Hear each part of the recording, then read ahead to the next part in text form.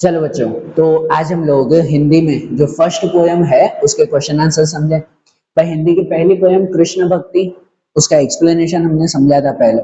अब आज जो टेक्स्ट बुक एक्सरसाइज के क्वेश्चन आंसर्स हैं वो अब हम लोग समझे। ठीक है, पोयम याद है ना? कृष्ण भक्ति उनके कवियत्री मीराबाई और साहित्य प्रकार पद है।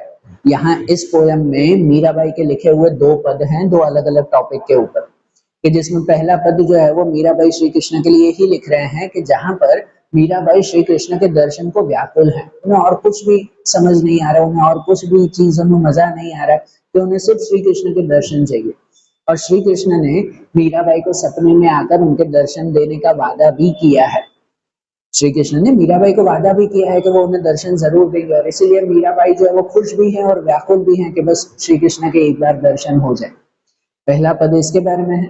और दूसरे पद में जो है वो मीराबाई श्री कृष्ण के ही रूप का वर्णन करते हैं, कि जिसमें कृष्ण जो है वो ब्रज में राधा के साथ, गोपियों के साथ फाग महीना सेलिब्रेट कर रहे हैं, होली मना रहे हैं। कि जहां पर श्री कृष्ण खुद चंदन और केसर से जो है वो राधा को, गोपियों को रंग लगा रहे हैं। दूसरा कि वो जो है वो धमार राग गा रहे हैं, कि डफली के साथ जो है वो म्यूजिक बजा रहे हैं, हर जगह पर जो है वो मौज लगी हुई है। ये दूसरे पद में वो डिस्क्राइब करते हैं। मीराबाई के ये दो पद यहाँ पर दिए हुए हैं, वो एक्सप्लेनेशन हो चुका है, वो ध्यान से समझना बेटा। अब आज इसके अकॉर्डिंग हम लोग एक्सरसाइज के क्वेश्चन आंसर समझो, कि जिनमें हमारा पहला प्रश्न जो है वो सही विकल्प चुनिए, एमसीक्यूज का है। मैंने यहाँ पे शॉर्ट क्वेश्चन और शॉर्ट आंसर्स लिखे हुए हैं, आप लोग टेक्स्ट बुक भी साथ में रखना और उसके अकॉर्डिंग देखना कि पूरे क्वेश्चन और ऑप्शंस वगैरह क्या है। कि जैसे पहला क्वेश्चन दिया हुआ है कि ओलूरी का अर्थ क्या है, ओलूरी का अर्थ हमें बताना है। तो ओलूरी ओलूरी का अर्थ होता है माफिक। आपके चार ऑप्शन है, मैं वो ऑप्शन रीड नहीं कर रहा हूँ इसलिए बोल रहा हूँ, टेक्स्ट बुक साथ में रखना। ओलूरी का अर्थ होता है माफिक। माफिक होना कि भाई ये हमारे माफिक है, कि ये जो है वो हमारे समझ में आ जाता है, हमारे लिए कंफर्टेबल है वैसा, तो उसे ओलूरी कहते हैं ना, कि हाँ भाई ये हमारे माफिक है। अरे बात ध्यान। यहाँ दूसरा पूछा हुआ है कि किसके बिना मीरा को कुछ नहीं सुहाता, कि किसके बिना जो है वो मीरा को कुछ भी सुहाता, मतलब कुछ भी जो है वो अच्छा नहीं लगता। तो किसके बिना कुछ अच्छा नहीं लगता? श्री कृष्ण के बिना। ठीक है, एमसीक्यूज है तो सिंपल उसी टॉपिक के ऊपर है, कि श्री कृष्ण के बिना मीरा को कुछ नहीं सुहाता। एंड कृष्ण अपने हाथों से गोपियों पर क्या डालते हैं? जो वो ब्रज में होली खेल रहे हैं, तो कृष्ण अपने हाथों से राधा और गोपियों पर क्या डालते हैं? तो चंदन और केसर डालते हैं। तो चंदन और केसर से जो है वो होली खेल रहे हैं। और कान्हा के संग कौन विराजमान है? कि ब्रज में जब होली खेली जा रही है तो कान्हा के संग श्री कृष्ण के साथ जो है वो कौन विराजमान है, कि श्री कृष्ण के साथ कौन वहां होली खेल रहे हैं? तो श्यामा अर्थात राधा होली खेल रहे हैं। ठीक है ना, श्यामा कहो या राधा कहो, वो श्री कृष्ण के साथ वहां होली खेल रहे हैं। बराबर, ध्यान रहेंगे ना एमसीक्यूज आपके टेक्स्ट बुक में भी रीड करना और ऑप्शन वाइज उसमें ध्यान देना बेटा। एमसीक्यूज तो सिंपल है। वैसे ही वन सेंटेंस के क्वेश्चंस देखें हम लोग, कि वन सेंटेंस में दिया हुआ है।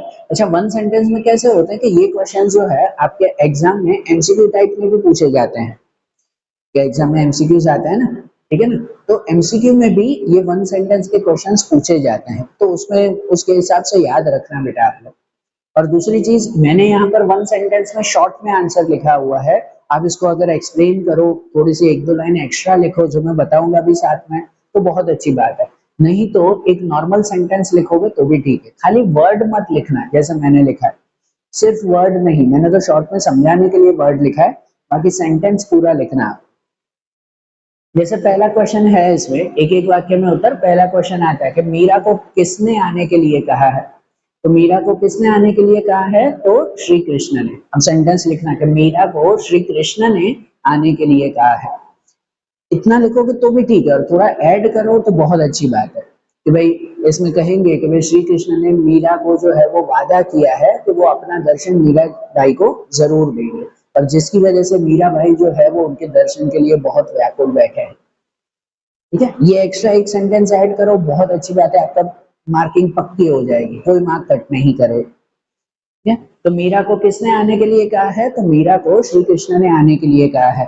श्री कृष्ण ने मीरा जी को वादा किया है कि वो उन्हें दर्शन जरूर देंगे, और इसीलिए मीरा जी जो है वो श्री कृष्ण के दर्शन के लिए व्याकुल बैठे हैं। ठीक है, ध्यान देना। फिर दूसरा है कि कृष्ण क्या कर रहे हैं, तो ये वो जो दूसरा पद है कि वो ब्रज में होली खेल रहे हैं, तो उसके बारे में बताएंगे ना कि कृष्ण क्या कर रहे हैं, तो ब्रज में राधा और गोपियों के साथ आनंद पूर्वक होली खेल रहे हैं। कि श्री कृष्ण, पूरा लिखो तो आप ऐसे भी लिख सकते हो कि श्री कृष्ण फाल्गुन महीने में ब्रज में राधा और गोपियों के साथ आनंद पूर्वक मस्त होकर होली खेल रहे हैं। मैंने शॉर्ट में लिखा है, आप उसको एक्सपांड करके लिखना, वो ज्यादा बेटर रहेगा। कि कृष्ण क्या कर रहे हैं, तो कृष्ण फाग महीने में ब्रज में राधा और गोपियों के संग आनंद पूर्वक मस्त होकर होली खेल रहे हैं। ठीक है, ये वन सेंटेंस में लिखना। फिर जैसे दूसरा भी है कि कृष्ण के साथ कौन कौन होली खेल रहा है, तो कृष्ण के साथ कौन कौन है, तो कृष्ण के साथ राधा और सब गोपियां और पूरे ब्रजवासी उनके साथ होली खेल रहे हैं। तो यहाँ तो राधा और ब्रज की गोपियां, वो मैंने लिखा है तो पूरा लिखेंगे कि कृष्ण के साथ राधा और ब्रज की गोपियां होली खेल रहे हैं, और साथ में पूरे ब्रजवासी के डफली ढोल ये सब जो है वो लेकर और पूरे मौज शौक से, पूरी जो है वो मस्ती के साथ उनके साथ होली खेल रहे हैं। बरोबर ना, ऐसे लिखेंगे ना कि राधा गोपियां और पूरे ब्रजवासी डफली ढोल लेकर और नाचते गाते हुए आनंद पूर्वक उनके साथ होली खेल रहे हैं। एंड कृष्ण किस राग में गीत गा रहे हैं, तो कृष्ण गीत गा रहे हैं, वो कौन सा राग है, तो कृष्ण धमार राग में गीत गा रहे हैं। ये याद रखना, एमसीक्यू में भी बहुत बार पूछा जाता है कि कृष्ण धमार राग में गीत गा रहे हैं, कि कृष्ण धमार राग में आनंद पूर्वक मस्ती से जो है वो गीत गा रहे हैं, और पूरे ब्रजवासी गोपियां राधा और पूरे ब्रजवासी उनके गीत में मग्न हो जाते हैं, लीन हो जाते हैं। ठीक है, ध्यान रहेगी बात है, हाँ नोट करना बेटा अच्छी तरह से।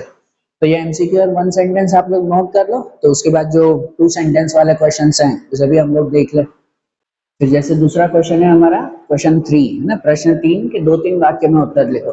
2-3 सेंटेंस वाले हमारे क्वेश्चन, ये आपको एग्जाम में 2 मार्क्स में पूछे जाते हैं। अच्छा, जब 2 मार्क्स में आपको एग्जाम में क्वेश्चन पूछे तो उसको लिखना कैसे है, अटेंड कैसे करना है, एक चीज ध्यान रखना, 2 मार्क के क्वेश्चंस के लिए इंट्रोडक्शन लिखना कंपलसरी नहीं है। अगर आप इंट्रोडक्शन लिख रहे हो तो बहुत अच्छी बात है, नहीं लिख रहे हो तो भी ठीक है, उसे लिखना कंपलसरी नहीं है इंट्रोडक्शन। ठीक है ना, और मेन कॉन्टेक्स्ट जो पूछा हुआ है क्वेश्चन में वो उसमें जस्टिफाई होना चाहिए। 2 मार्क का क्वेश्चन है, 3 से 4 लाइन में लिखोगे, 5 लाइन में लिखोगे, इनफ है। जो मेन पॉइंट है वो उसमें इंक्लूड हो जाना चाहिए। बाकी इंट्रोडक्शन लिख रहे हो अच्छी बात है, नहीं लिख रहे हो तो भी ठीक। ठीक है, और मैं भी यहाँ पर आपको समझा रहा हूँ कि जैसे यहाँ पर मैंने क्वेश्चन और शॉर्ट में लिखा है, मैंने वन सेंटेंस ही लिखे हैं, पूरे पूरे क्वेश्चन के आंसर तो यहाँ नहीं लिख पाऊंगा, ये ध्यान में देना। फिर आप कोई भी रेफरेंस बुक, मेरी बुक में से पढ़ो, आपकी खुद की कोई भी रेफरेंस बुक हो उसमें से पढ़ो, कोई चिंता नहीं है, कोई भी रेफरेंस बुक में से पढ़ो, ये पॉइंट उसमें इंक्लूड होना जरूरी है। आगे पीछे की चीजें सेंटेंस वो आपको बनाकर लिखना है। ठीक है, तो चलो देखो 2 सेंटेंस वाले क्वेश्चन समझे हम लोग। तो जिसमें पहला क्वेश्चन है हमारा कि मीरा का हृदय क्यों व्याकुल हो उठा है, कि मीरा का हृदय, उनका दिल जो है वो क्यों व्याकुल है, व्याकुल मतलब बेचैन है। तो इसमें जो पहला पद है उसका मेन कॉन्टेक्स्ट वही है कि भाई मीरा को श्री कृष्ण के दर्शन की बहुत इच्छा है और दर्शन नहीं हो रहे हैं, इसकी वजह से उनका मन जो है वो व्याकुल है, बेचैन है। ये मेन पॉइंट है, ये मेन सेंटेंस आना चाहिए कि मीरा को श्री कृष्ण के दर्शन की तीव्र इच्छा है पर अभी तक दर्शन नहीं हुए हैं। उनको बहुत इच्छा है पर अभी तक दर्शन नहीं हुए हैं, इसकी वजह से उनका मन व्याकुल है। ये मेन सेंटेंस।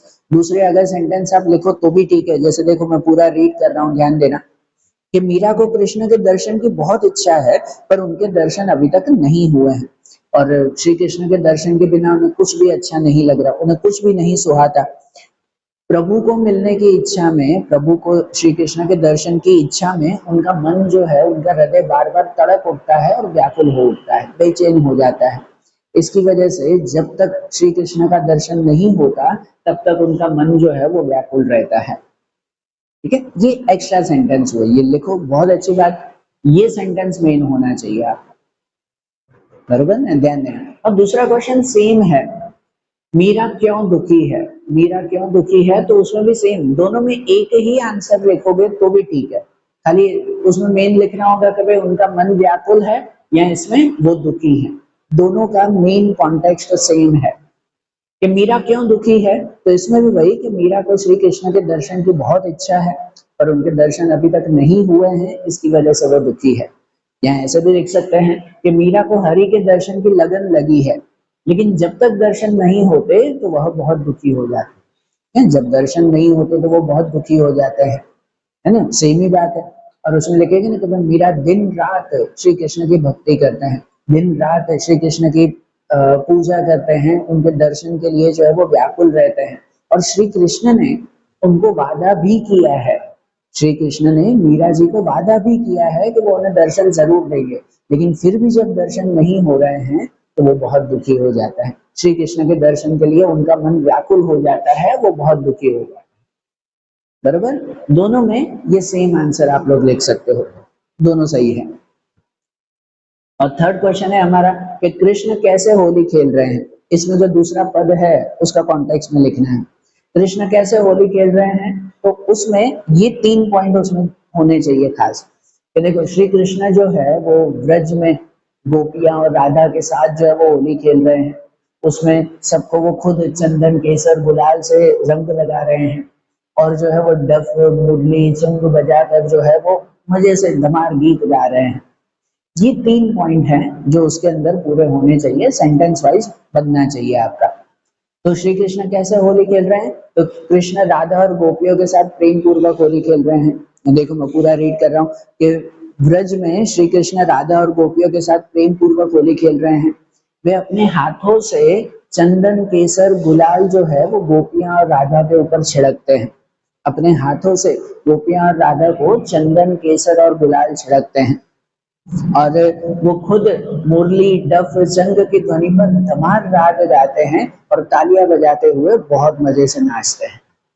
श्री कृष्ण मुरली डफ चंग की ध्वनि पर धमार राग गाते हैं और तालियां बजाते हुए सब ब्रजवासी बहुत मजे से नाचते हैं। ठीक है, ये पॉइंट्स हैं उनके कि भाई कृष्ण कैसे होली खेल रहे हैं, तो उसमें ये 3 बातें लिखी कि एक किसके साथ होली खेल रहे हैं, दूसरा उन पे चंदन केसर गुलाल छिड़कते हैं, और थर्ड वो धमार राग गाते हैं और इनकी ध्वनि पर मजे से नाचते हैं। आएगी बात ध्यान, ठीक है, नोट कर लेना बेटा, ये पॉइंट्स नोट कर लेना 2 मार्क्स वाले क्वेश्चंस में। तो वैसे ही फिर लास्ट फाइनल क्वेश्चन जो लॉन्ग क्वेश्चन है उसे हम लोग देखें। फिर उसके बाद का हमारा प्रश्न है 4-5 पंक्तियों में उत्तर। ये 4-5 सेंटेंस लॉन्ग क्वेश्चन जो हमारे आते हैं उसके अकॉर्डिंग हमें आंसर लिखने हैं इसके, ठीक है ना। अब इसमें लॉन्ग क्वेश्चन जब आपको एग्जाम में पूछे तो उसको कैसे अटेंड करना है आपको। देखो लॉन्ग क्वेश्चन के लिए सबसे पहले आपका इंट्रोडक्शन लिखना जरूरी है। आपके लॉन्ग क्वेश्चन 5 मार्क्स के अकॉर्डिंग आते हैं, 4-5 मार्क्स में पूछे जाते हैं, तो उसमें सबसे पहले इंट्रोडक्शन बहुत जरूरी है कि एक प्रॉपर इंट्रोडक्शन लिखना, भले 1-2 लाइन का, पर इंट्रोडक्शन बरोबर लिखना है, एक पैराग्राफ, और उसके बाद जो भी कॉन्टेक्स्ट में पूछा हुआ है, जो भी क्वेश्चन में पूछा हुआ है उसके अकॉर्डिंग हमें आंसर लिखना है, ठीक है। अच्छा, जब इसमें ज्यादातर आपके क्वेश्चंस पूरे सब चैप्टर्स में ज्यादातर क्वेश्चन ऐसे हैं कि उसमें पूरा पूरा चैप्टर या पूरी पूरी पोयम ही जो है वो एक्सप्लेन करनी है, पूरा ही टॉपिक एक्सप्लेन करना है। तो इसी वजह से हर टॉपिक का मेन जो है वो कॉन्सेप्ट याद रखना कि भाई क्या क्या है, तो उसमें पूरी पोयम ही एक्सप्लेन करनी होती है। लेकिन कभी कभार पूरी पोयम या पूरे चैप्टर में से अगर कोई पर्टिकुलर पूछा हुआ है तो लॉन्ग क्वेश्चन में उसी को ही एक्सप्लेन करना, फिर पूरा नहीं। आपको टॉपिक एक पूछा हुआ है और आप उसकी जगह पर पूरा चैप्टर एक्सप्लेन कर दो कि जिसके अंदर वो टॉपिक पूछा हुआ है वो तो आपने 2 ही लाइन लिखी है, बाकी का पूरा चैप्टर आपने एक्सप्लेन कर दिया, तो उसके मार्क्स आपको पूरे नहीं मिलेंगे। आपके इतने लॉन्ग क्वेश्चन हैं, 4-5 मार्क्स में पूछे जाते हैं, अगर कंप्लीट मार्क्स चाहिए तो जो पूछा हुआ है ना उसके हिसाब से आपका आंसर प्रॉपर होना चाहिए। पूछा हुआ है एक टॉपिक, आपने पूरा चैप्टर उसमें लिख दिया है, जिसके अंदर जो पूछा हुआ है वो टॉपिक आपने 2-3 लाइनें लिखी है, तो मार्क्स वो 2-3 लाइन के ही मिलेंगे, पूरे के नहीं मिलेंगे। पूरा आपको पूछा ही नहीं है, वो पूरा का पूरा क्या लिखे, और जिसमें पूछा हुआ है तो भले पूरा का पूरा लिख दो, तो क्या दिक्कत है, ठीक है ना। तो क्वेश्चन पढ़कर प्रॉपर लिखना। अब यहाँ पर भी लॉन्ग क्वेश्चन में मैंने पूरा पूरा तो नहीं लिखा है, लेकिन एक शॉर्ट इंट्रोडक्शन और सबके ने एक एक पॉइंट लिखे हैं, छोटे छोटे सेंटेंस लिखे हैं, शॉर्ट सेंटेंस लिखे हैं। इन सब का आपको एक एक दो सेंटेंस बनाकर आपको खुद लिखना है कि जिससे आपका पूरा क्वेश्चन आ जाए। ये पॉइंट्स आपके अंदर इंक्लूड होने चाहिए, क्वेश्चन के अंदर इंक्लूड होने चाहिए ये पॉइंट्स। बाकी का आप जो भी रेफरेंस बुक है उस रेफरेंस बुक में एक बार आप रीड करोगे तो ध्यान में रह जाएगा। बाकी ये पॉइंट्स आपके अंदर इंक्लूड होने चाहिए, ये कंफर्म। तो देखो अब अगर लॉन्ग क्वेश्चन देखें तो उसमें पहला क्वेश्चन आता है कि प्रथम पद का भावार्थ अपने शब्दों में लिखिए। फिर पहला पद, चैप्टर में 2 पद है, उसमें पहला पद मीराबाई की कृष्ण के लिए अपनी भक्ति, उनकी दर्शन के लिए उनकी इच्छा, वो डिस्क्राइब किया हुआ है, ठीक है ना। तो वो पहला पद जो है वो उसके अकॉर्डिंग हमें डिस्क्राइब करना है, मतलब इसमें तो पहला पूरा ही एक्सप्लेन कर देना, जो जो चीजें हैं सब उसमें एक्सप्लेन करनी है हमें।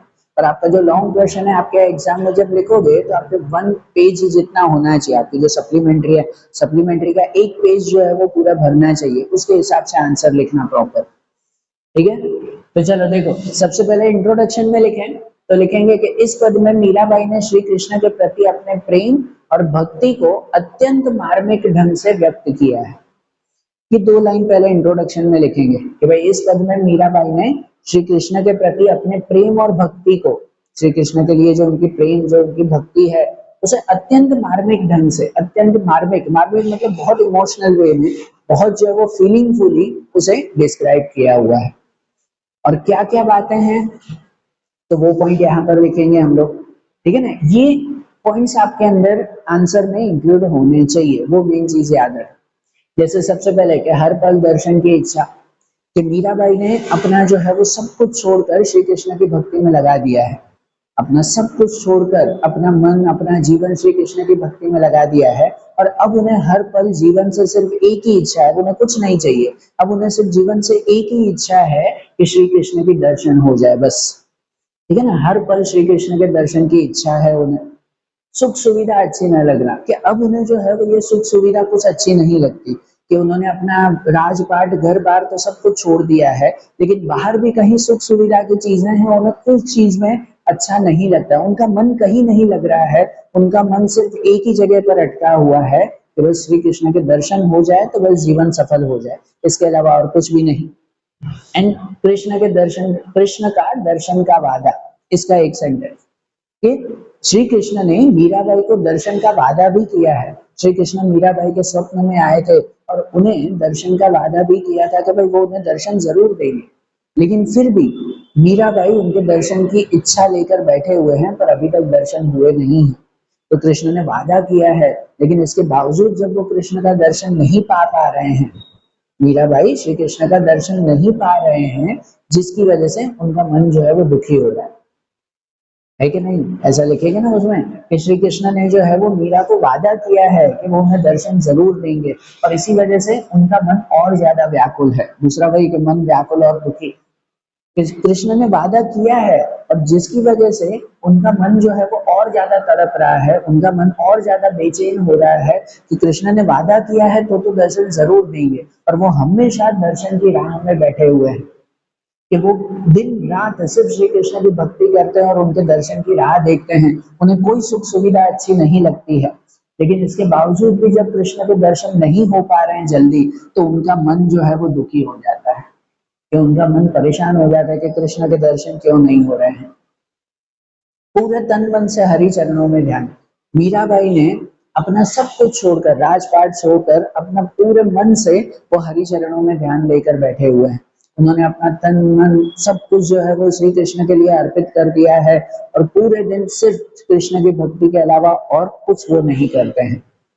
एंड सांसारिक सुखों का त्याग कर ईश्वर भक्ति, इसमें भी वही पॉइंट कि श्री कृष्ण, मीराबाई ने जो है वो श्री कृष्ण के लिए अपने सभी सांसारिक सुखों का त्याग कर दिया है, अपना घर परिवार तो उन्होंने छोड़ ही दिया है, इसके अलावा भी उनका जीवन जो है वो एक साध्वी की तरह रह गया है।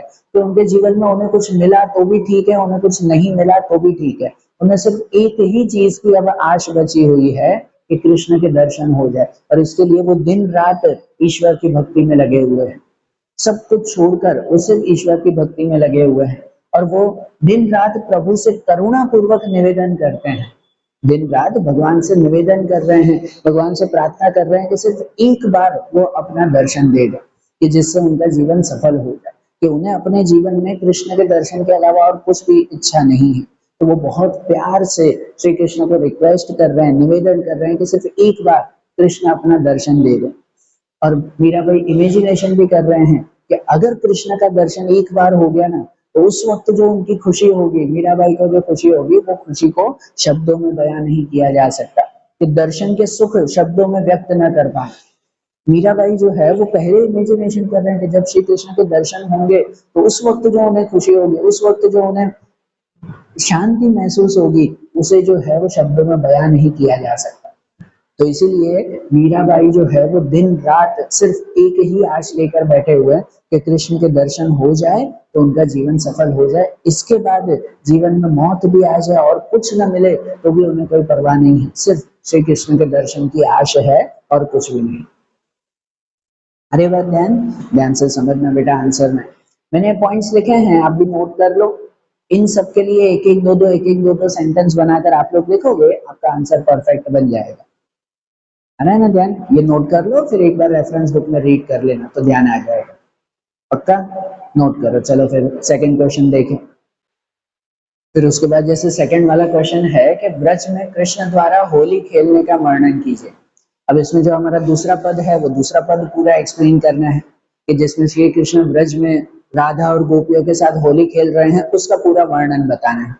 तो इसमें भी हम लोग वैसे ही लिखेंगे कि सबसे पहले जो है वो इंट्रोडक्शन, शॉर्ट में ये एक दो लाइन हम लोग जरूर लिखेंगे कि इस पद में मीराबाई ने श्री कृष्ण द्वारा ब्रज में होली खेली जा रही होली का अत्यंत आकर्षक और रंगीन चित्र प्रस्तुत किया है। ठीक है, ये पहले इंट्रोडक्शन लिखेंगे कि भाई पद में मीराबाई ने श्री कृष्ण द्वारा ब्रज में खेली जा रही होली का, कि ब्रज में श्री कृष्ण के द्वारा जो होली खेली जा रही है उसका बहुत आकर्षक और रंगीन, तो बहुत ही कलरफुल, बहुत ही अट्रैक्टिव एक पोर्ट्रेट यहाँ पर डिस्क्राइब किया हुआ है। बहुत ही अच्छी तरह से मीराबाई ने लिखा है। और क्या क्या लिखा है तो वही मैंने शॉर्ट शॉर्ट सेंटेंस लिखे हैं, ये सेंटेंस आप लोग जरूर लिखना, इसे बनाकर एक्सपांड करके लिखना। जैसे सबसे पहला एक पॉइंट होना चाहिए कि ब्रज की गलियों में होली का महोत्सव। तो सबसे पहले बताएंगे कि भाई फाग महीना आ रहा है, फाग महीना चल रहा है और फाग महीने में होली का महोत्सव है और ब्रज की पूरी गलियां, ब्रज की सब गलियां होली के महोत्सव में खो चुकी है। सब गलियां बहुत अच्छी तरह से सजी हुई है, रंगों से भरी हुई है और हर गली में होली का महोत्सव मनाया जा रहा है। ठीक है ना, पहला वो लिखेंगे कि भाई ब्रज की हर गलियों में होली का महोत्सव मनाया जा रहा है फाग महीने में बहुत सुंदर तरीके से। और चारों ओर मुरली डफ चंग की ध्वनि है कि भाई ब्रज की हर गली में कहीं पर भी चले जाओ तो हर जगह पर मुरली डफ चंग की ध्वनि बज रही है। और जो है वो उस ध्वनि में, उस संगीत में पूरा ब्रज होली के महोत्सव में खो चुका है। होली के क्या कह सकते हैं कि सेलिब्रेशन में, उनके महोत्सव में, होली मनाने में हर कोई जो है वो खो चुका है। श्री कृष्ण भी स्वयं राधा और गोपियों के साथ होली खेल रहे हैं कि श्री कृष्ण स्वयं भी वहां उस ब्रज में प्रस्तुत हैं और वहां पर राधा के साथ और ब्रज की सभी गोपियों के साथ खुद वो होली खेल रहे हैं। और उस होली में श्री कृष्ण अपने हाथों से चंदन केसर गुलाल जो है वो छिड़क रहे हैं। श्री कृष्ण अपने हाथों से राधा और गोपियों के ऊपर चंदन और केसर छिड़क रहे हैं। वो खुद गुलाल लेकर भी हर किसी के सिर पर प्यार से जो है वो गुलाल डाल रहे हैं कि राधा और गोपियां हर कोई श्री कृष्ण के साथ चंदन केसर और गुलाल से होली खेल रहे हैं। फिर तालियां बजाते हुए धमार राग में गीत गाना कि पूरा ब्रज जो है वो संगीत में डूबा हुआ है और श्री कृष्ण खुद भी वहां पे धमार राग में मस्ती के, होली के जो है वो गीत गा रहे हैं और उनके गीत में पूरा ब्रज जो है वो डूब चुका है। श्री कृष्ण खुद तालियां बजाते हुए धमार राग में गीत गा रहे हैं मजे से और उनके गीतों के शब्दों में, उनकी आवाज में पूरा ब्रज जो है वो खो चुका है और अपनी मस्ती में नाच रहा है। और ये यहाँ तक बताएंगे कि भाई ब्रज में क्या क्या चल रहा है, वो पूरा डिस्क्रिप्शन है। और उसके बाद आखिरी का एक पैराग्राफ अलग से जिसमें ये एक दो लाइन बताएंगे कि भाई मीराबाई इस ब्रज के, इस पोर्ट्रेट के बारे में, इस पूरे सीन के बारे में मीराबाई क्या कहते हैं। तो मीरा द्वारा प्रभु की आकर्षक छवि का वर्णन। मीरा जी खुद कहते हैं कि भाई श्री कृष्ण को इस तरह से होली खेलते हुए देखना, वो जो है वो सबसे दुर्लभ, सबसे जो है वो दुर्लभ चीज कहलाती है। मीराबाई की इच्छा है कि श्री कृष्ण के इस तरह के दर्शन हो जाए तो उन्हें और चाहिए ही क्या। वो सिर्फ लिख ही रहे हैं, मीराबाई ये पद गा रहे हैं, लिख रहे हैं, तो मीराबाई सिर्फ ये पद गा रहे हैं तो उनके मन में जो है वो श्री कृष्ण की छवि का वर्णन हो रहा है। श्री कृष्ण को जो है वो इमेजिन कर रहे हैं कि कृष्ण किस तरह से राधा और गोपियों के साथ रंगों से, चंदन केसर से जो है वो होली खेल रहे होंगे और उनका वो रूप मीराबाई के मन में जो है वो प्रस्तुत हो जाता है। और मीराबाई इस तरह से इच्छा रखते हैं कि काश मीराबाई भी खुद वहां पर होते और श्री कृष्ण के इस रूप का एक बार वो दर्शन कर पाते। ठीक है, एंड आध्यात्मिक प्रेम और रसमय वातावरण में खो जाना। कि मीराबाई ये पद गाते हुए भी अपने आध्यात्मिक प्रेम के साथ, मतलब कहते हैं ना स्पिरिचुअली, और खुद जो है वो इमेजिन कर रहे हैं कि जैसे वो श्री कृष्ण के पास ही बैठे हुए हैं और श्री कृष्ण का ये रूप देखते हुए उनका जो है वो जिस तरह से क्या कह सकते हैं कि रंगों से खेलना, राधा और गोपियों के साथ खेलना, जिस तरह से जो है वो गीत गाना, मुरली बजाना, तो श्री कृष्ण का होली का ये स्वरूप देखकर मीराबाई जो है वो उनके रूप में खो गए हैं। उन्हें अब और कोई चीज में ध्यान नहीं आ रहा है, सिर्फ उनके चेहरे पर मुस्कान और मन में जो है वो सिर्फ श्री कृष्ण की छवि प्रस्तुत हो रही है। अरे बात ध्यान, ठीक है, ये पॉइंट्स उनमें लिखना होगा। मैं आपको जब एग्जाम में पूछे तो ये सब नोट कर लो आप लोग अच्छी तरह से, और ये पॉइंट्स उसमें ऐड जरूर करना, पक्का ना, नोट कर लो बेटा। और आज जैसे हमने ये पहली पोएम देखी, उसके सब क्वेश्चन आंसर समझे, समझ आया ना अच्छी तरह से? कुछ हो तो मुझे कमेंट में बताना बेटा। तो ये हमने समझे। अब उसके बाद जो दूसरे चैप्टर, आगे के चैप्टर पोएम के जो भी क्वेश्चन आंसर्स आएंगे वो अब हम लोग नेक्स्ट वीडियो में समझेंगे। ओके, चलो, थैंक यू।